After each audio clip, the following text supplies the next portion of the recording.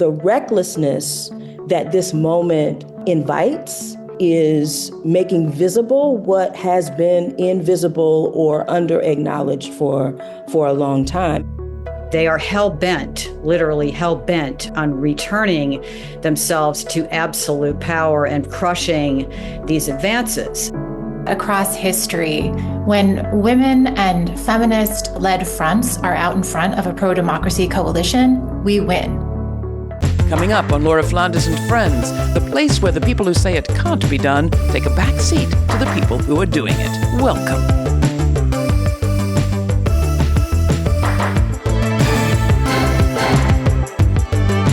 Donald Trump has an extensive, decades-long record of demeaning, objectifying, and allegedly abusing women. From his days of his beauty pageants, where contestants complained that they were treated like his personal harem, to his grab-them-by-the-pussy access Hollywood tape, his sexual abuse and defamation of E. Jean Carroll, and his contemptuous campaigns against two women, Hillary Clinton and Kamala Harris. In the White House, his administration has moved to exclude women, especially black women, from positions of power and backed policies that attack women's equality and autonomy in all sorts of ways. Here's how he treats women journalists in public. Because they let him in. Are you stupid? Are you a stupid person? Mr. President, why wait for Congress to release the Epstein files? Why not just do it now? You know, it's not the question that I mind, it's your attitude. I think you are a terrible reporter. It's the way you ask these questions. You start off with a man who's highly respected, asking him a horrible, insubordinate, and just a terrible question. Sir, yeah, if there's nothing incriminating in the file, sir, why not saying You know, she's a young woman. I don't think I've ever seen you smile. I've known you for 10 years. I don't think I've ever seen a smile on your face. I'm asking you about survivors. You know why? You know why you're not smiling? Because you know you're not telling the truth. It all reeks of misogyny. So why is it that the sexism at the heart of Trumpism seems to be taken so relatively lightly, especially as it plays out against what is arguably the biggest, sickest sex abuse scandal possibly ever, the Jeffrey Epstein horror, with all of its links back to the president and his circle, and which his team seems so desperate to cover up? What is really going on here? And alongside racism, how does sexism function in the fascist resurgence we're living through? To talk about all of this, we have three experts. Nina Burleigh is a journalist, best-selling author, documentary producer, and the publisher of a Substack on politics called American Freakshow. Reverend Naomi Washington-Leapheart is a minister, professor, and the first ever strategic partnerships director at Political Research Associates, or PRA, a social justice research and strategy center that was founded back in 1981 by the feminist political scientist Jean Hardisty. In 2025, PRA dedicated an entire issue of their excellent journal to the relationship between gender and authoritarianism. Our third guest, Annie Wilkinson, wrote the lead essay. All right, so we have a lot on our plates to discuss, and I want to start with you, Nina. That deluge of Epstein file information seems to have been with us for years and never to stop. It's endlessly sprawling, and there are ties not just to President Trump and his circle, but rich and powerful figures across the world. What's your thumbnail takeaway from what we're witnessing and learning about, Nina? My thumbnail take, what I always tell people is, it's not just about a sex case. It's not just about the mistreatment of women. I'm sorry to say, because that's a big part of it. And it's the underpinning of how Epstein maybe was operating. It's really about influence, foreign affairs, and the way that like the last 20 years of American foreign policy has played out. And you can see that in this guy's interactions with Saudi, especially with the Middle East, Saudi sheikhs, with European Council people. Everybody was enmeshed in this, this operation. And what about you, Naomi? What are you taking away from all this? I'm thinking a lot these days about the sanctification of misogyny, of patriarchy. It's not new sanctification. I think the Christian tradition especially has been a leading institution that has conferred to patriarchy and misogyny a kind of spiritual significance That is to say that now we've got people thinking that it is a matter of faithfulness to be discriminatory and violent toward women and femmes. And so because I hang out in Christian communities, in communities of faith, I'm particularly concerned with how we can desanctify, if I can say it that way, remove the moral cover from misogyny, even as we're trying to fight it on political grounds as well. One of the things that's frustrated me is that the whole Epstein story seems to be being covered in a separate column of the paper by separate reporters from those who are covering the ICE raids and the rise of authoritarianism and all the rest. But the characters, of course, are super connected, from, Trump and Musk to the guy who made the misbegotten Melania movie. Am I alone here in thinking there are threads that need to be kind of connected, Annie? What this example does for us is it gives us an opportunity to tease apart the varying actors that come together in coalition around gender politics or perverse gender politics, and perhaps also anti-gender politics, which is, what my opening essay that you referred to is about and what I've been studying for a long time. What anti-gender politics is able to do is to help bridge these different factions that we've been discussing, right? So transactional authoritarians who instrumentalize gender for their own power. So these are the characters that we've been discussing: Trump, Epstein, right? MAGA politicians who, have a deep-seated sense of misogyny and sexism, but they're transactional about it. Together with the Christian nationalists that Naomi was also referencing, right? Who are differently ideologically committed to patriarchy, who believe that it is divinely ordained, right, and core to their worldview. And other elements of this coalition that we see coming together around a sort of similar politics of gender also include ethno-nationalists, and in the United States, that's white nationalists, right, who are invested in a strict gender hierarchy and gender essentialism, right? This idea about who women are and who is a woman, in order to maintain their racial and demographic control that they're interested in. And another aspect of this coalition that joins in, right, is the tech oligarchs like Elon Musk, like Peter Thiel, who benefit, by the way, from a gender inequality that enables them to maximize capitalist extraction.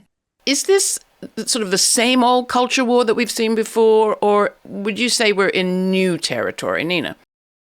Well, stepping back, I think what I see happening is the backlash that Susan Faludi noticed in the early 90s has it's now juiced on testosterone and steroids and another, 5, 10, 15 years of progress by people of color and women and gay people, and they're just beside themselves. They are literally hell bent on returning themselves to absolute power and crushing these advances. And so it's a giant backlash. In some ways, it's like an extinction burst, where it's like a biological concept. When something's like not going to survive, it may flower and flourish at the last minute, this like last burst of action.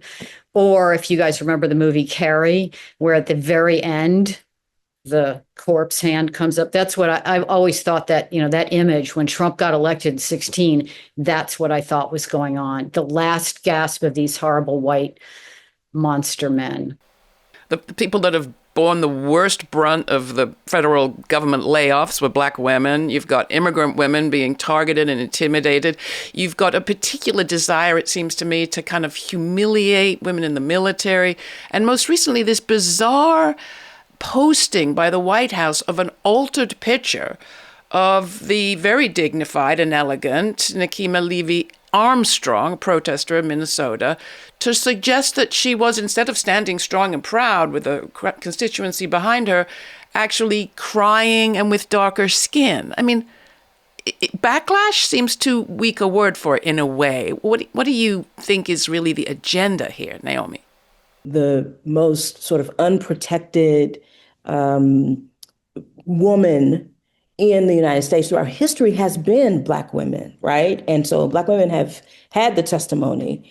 And now it's sort of okay for a MAGA influencer to say that Black women have brains that process more slowly than any, and nobody challenges that. Nobody Charlie Kirk comes to the aid of Black women in that moment. So I think the recklessness that this moment invites is making visible what has been invisible or under acknowledged for a long time. And they're giving us the answer that they want us to internalize, which is the women are the problem, the Black women are the problem, et cetera.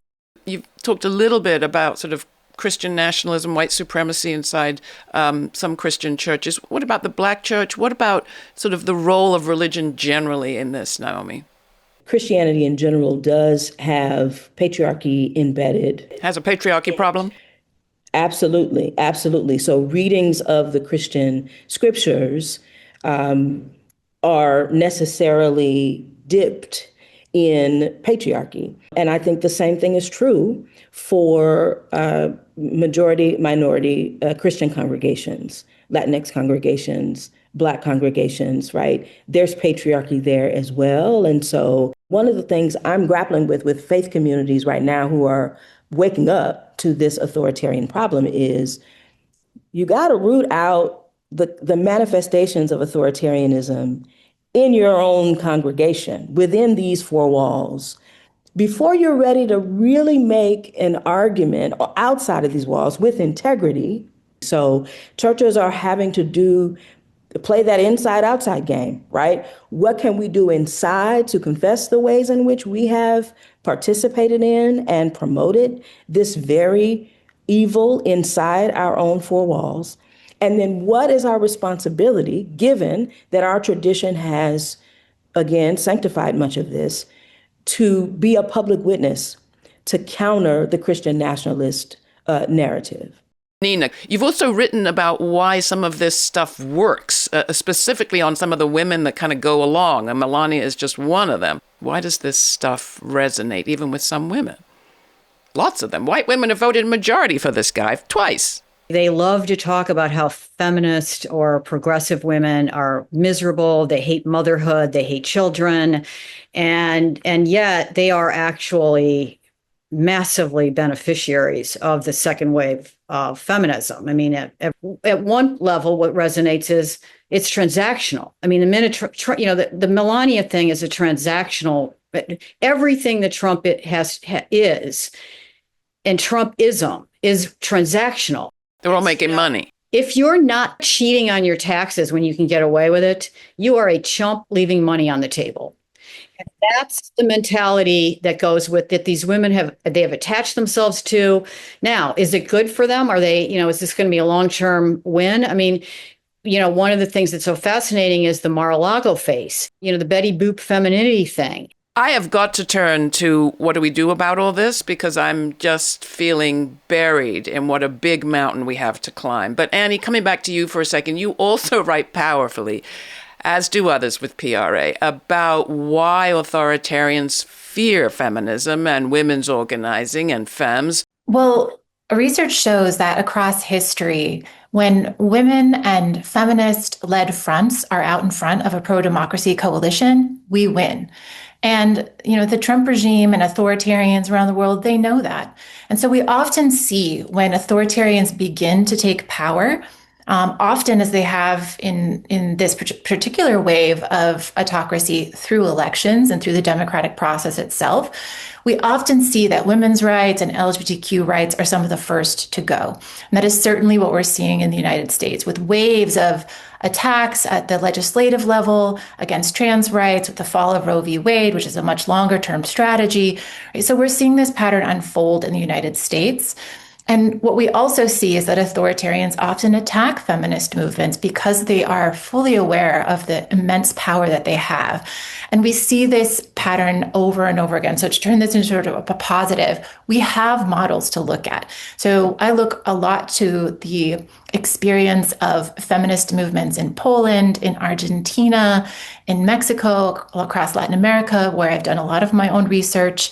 In Poland, a feminist-led movement inspired a lot by young feminists and young women out in the streets, was able to reverse the authoritarian turn that they took there. I think we can look to the streets of Minneapolis and what is happening, and to an anti-authoritarian resistance that is happening right here in our streets, in our homes, in our communities, that is often also led, unsurprisingly, by women and trans queer people. You've written about that, Naomi, caregiving being mutual aid. I saw a story the other day about women in Minneapolis donating breast milk for babies that had been, whose mothers had been seized. It is extraordinary, and there is clearly a counter-narrative. How are you telling it?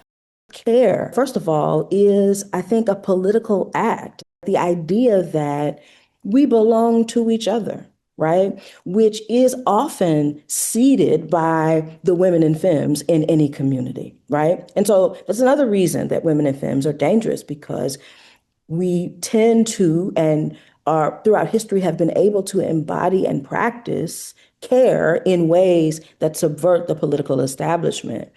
The other thing that I've been trying to work on with partners of PRA and other parts of the kind of progressive pro-democracy movement is on what we would call a pillars strategy. So in a nutshell, and this is what we've been saying this whole conversation, the authoritarian essentially only has the power that we give it, right? So for example, the Christian tradition has lent its power, its spiritual authority, its human resources, its material resources to the authoritarian regime. And the regime is then able to use that as a source of its own power, right? So what we want to do is get people to understand that the authoritarian is much weaker than they purport to be. And we have much more power than we think we have, right? So it's about getting folk to shift their loyalties, get out of the pillar that's literally holding up authoritarianism by resourcing it with power. Why don't you withdraw your cooperation from that pillar, right? What if Christian communities around the country withdrew their support for implicit and explicit support for this regime? Then the regime can no longer use the power of Christianity, the texts of Christianity, the rituals of Christianity, to resource its own agenda. And the religious pillar is just one. You have also the pillars of the media, and you have the pillars of social services and caregiving. I mean, you name it. Absolutely. The challenge that I've been facing, and I'd love all of your help with this really, is I want to take the Epstein story seriously. Every time I look at it, it is beyond blood-curdling and serious and has implications in all the areas that you've described, Nina. At the same time, it is so disempowering to hear about this kind of business as usual amongst this whole cabal of guys that spreads into every sector of our wealth and rich and wealthy and influential world. How do you maintain your spirit, especially you, Nina? Your writings are hysterically funny as well as sharp and angry. And yet I think a lot of journalists are just kind of, well, I can't handle that, so I'm just not going to try to integrate that into this story that I'm writing about fascism. I disagree, actually, that it's like not having an effect. The head of Paul Weiss has resigned. I mean, the guy who first bent the knee to the disgusting attack on the law firms. He had to quit. All these guys in Europe who thought Epstein was so great, who walk around, these metrosexual Scandinavians who run Europe, they're his buddies. They're quitting left and right. These people are being exposed. It matters that they're being exposed. They're still running things. Larry Summers. And you know what? People looking at that, men who might be inclined, are like, this is bigger than the Me Too. This is like, oh, you lose your job, and you don't do that. You don't hang with sex traffickers. it's depressing because it's exposing this, and it's also exposing stuff that's happened before, and it's receding in the rearview mirror as we careen into this chaotic fascist situation. But I think that it's exposing things, and I mean, obviously it's exposing things, but I think it matters, and I that's how I would answer that. I don't love writing about it. I have an assistant who spends more time eyeballing it because my eyes literally cannot go through those files the way. But I think that in the end, there's going to be credit due that they actually opened all this and showed people like, this is how it works, man. They did it dragging their heels, but thanks to MTG and the Republican from Kentucky, who I totally disagree with on everything, they actually were pressing for it. It was ridiculous that they used this as their juice, their conspiracy theory juice and the QAnon juice. And it's disgusting that they managed to take what Epstein and Trump and their cabal were doing with women and literally turn that with that QAnon. It's like one of the great psyops in human history, and turn that so that millions of people think, oh, Hillary and Podesta were eating babies and having sex with children. It's incredible. That is a massive operation. That's a psyop. That was something that they cooked up. So coming to you, Annie, a message to reporters who are covering what is happening right now in our lives. How would you urge them, apart from going to PRA, which has been there for 45 years, doing excellent opposition research, among other things, has an incredible archive of material, and all hail to Jean Hardisty. Apart from consulting with you all, what's your advice to them about how to tell this story of now? To return to the question about Epstein and the Epstein files and this scandal of sexual violence that we're seeing, I think one of the things that this tells us is that, sexual violence and sexism is really naturalized and taken for granted in our broader culture. And that is something that has to change. And so we have many examples, both in our own history as well as around the world, to look to. We need to tell more of those stories. There are many stories of action that are happening, of organizing that is both effective and moving. And again, I want to return to the streets of Minneapolis and also just to the streets of Chicago, where we also, before Minneapolis, witnessed a militarized, masculinist force of immigration agents on our streets, engaging in brutal force, right? And being met with an immense and loving resistance that, again, is led by women, queer, and trans people. And those are inspiring stories of standing up to authoritarianism. But I think that journalists can tell there is so much incredible organizing going on, and the building of lasting, enduring networks that is what is going to help us be able to reverse this authoritarian breakthrough and consolidation, that I think we need to be telling those stories. This whole conversation, I've been thinking a lot about what festering wounds reap, right? What Nina and Annie have been saying is that this is an apocalyptic moment. The truest sense of the word apocalypse is revelation, right? These political moments reveal the extent to which we have wounds that we did not tend to, that have not fully healed. Naomi, Nina, and Annie, I really appreciate you being with us here today. Thanks for your time and for your thinking on this. Thanks for having us. Thank you.